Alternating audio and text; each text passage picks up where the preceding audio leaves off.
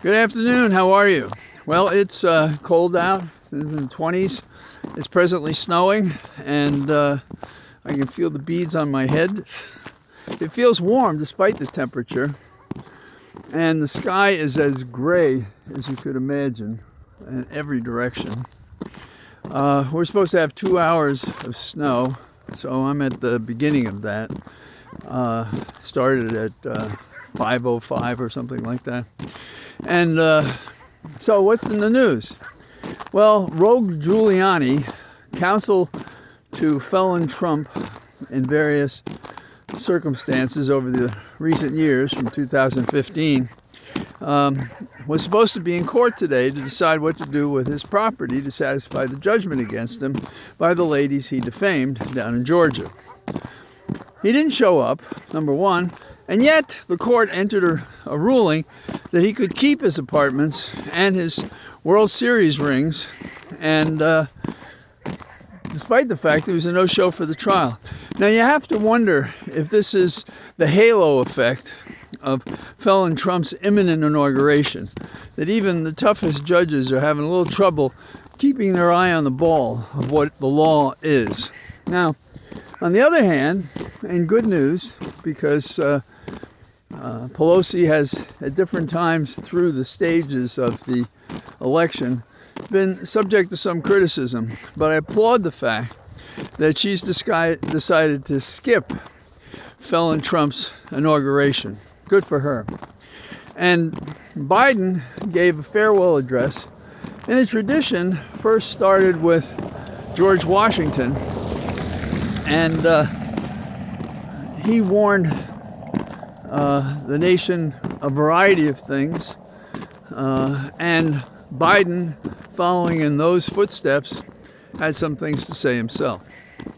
So, for starters, he sent the warning out to all those who would hear it that there is an oligarchy taking shape in America, and we have to stop this. This is not America. This is not who we are. Eisenhower did the military-industrial complex as a warning, and he was right. But how much reform came as a result of that? Or even Washington's notion that we shouldn't be so partisan.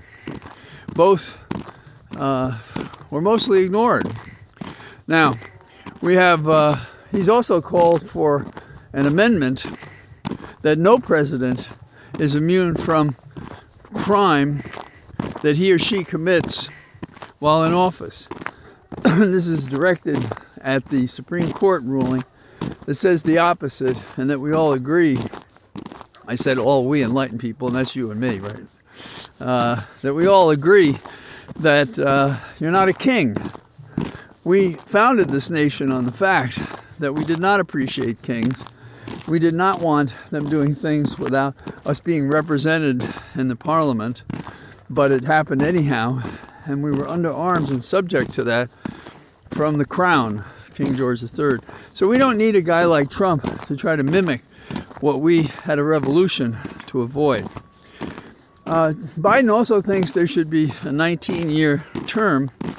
I haven't read the text, but the question is, what year are you appointed? If I appoint you at 80, should you have 20 years? I don't know. I think everybody's afraid to actually amend the Constitution, because if we open it up, who knows what we'll end up with at the end of the day. So that's been a question, and that's a problem. Biden recommends that no stock trading is permitted to members of Congress. Not bad. So, what do we have? Well, we have the approaching menace who's promised all sorts of terrorizing possibilities. When he was inaugurated the last time, he said that he was going to, what he did, the only executive order he entered, now I got it right in my mind, the only executive order that he entered was to attack Obamacare.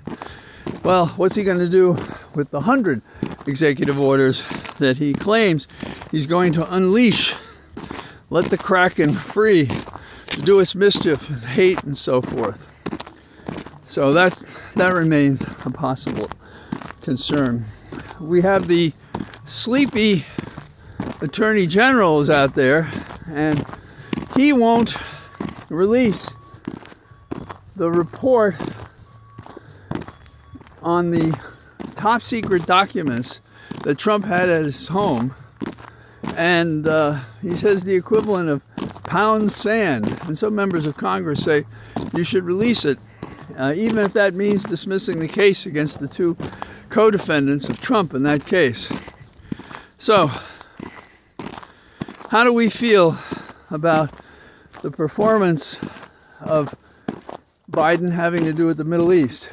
Well, there's talk of a ceasefire, but as I talk to you, they're going to actually have a vote tomorrow, Friday, and the vote is going to be in the Knesset, and the more Republican members, that's an interesting slip, the more conservative members in Knesset want Netanyahu to keep going until the last member of Hamas is killed.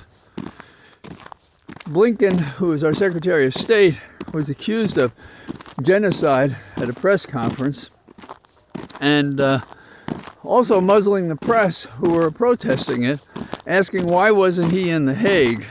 So you get some idea of the days ahead when we can't speak from the same page and that we can't figure out a way to conduct our foreign relations in a way that respects the war crimes provisions which have been violated by both sides, by Hamas and by Israel. And it's a dangerous situation because all you have to do is throw a match into this dry wood, this ferocious will to fight and kill and maim and die, with, if they have their way, the nominated Secretary of Defense wants to kill every member of Hamas. He's in tune with Knesset on the right. So those are a few of our challenges now. Should we be optimistic? What we are is challenged. We are challenged to fight these provisions, these assaults on international and our own constitutional law, on our people and what we can have going forward. And there are people who understandably have tired of the fight. And some of us who will spend our time professionally in various stages of our life working on policy, litigating right and wrong, are used to this kind of conflict. Used to only means that you've done it. Because what I think happens is no one is free of it. It takes its toll on all of us.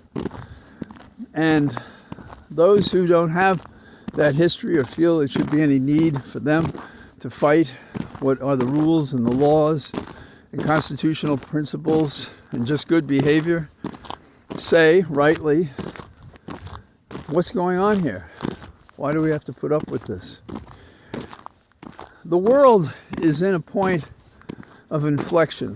Some have used that word again, I haven't heard it for a while, in which we're going to turn toward the light, if you will, of our founding fathers, however imperfectly they designed our Constitution and its amendments, and what struggles through the history of America have strengthened until 2015, in my opinion, strengthened these imperfect provisions.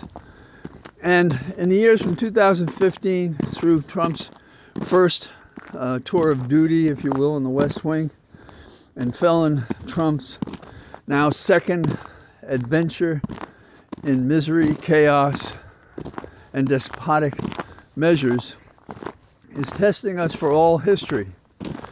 Every great democracy suffers because of its openness, for the ability to make loose and fast with the principles by means of using those tools, freedom of the press, to overturn a good government and replace it with a dictatorship.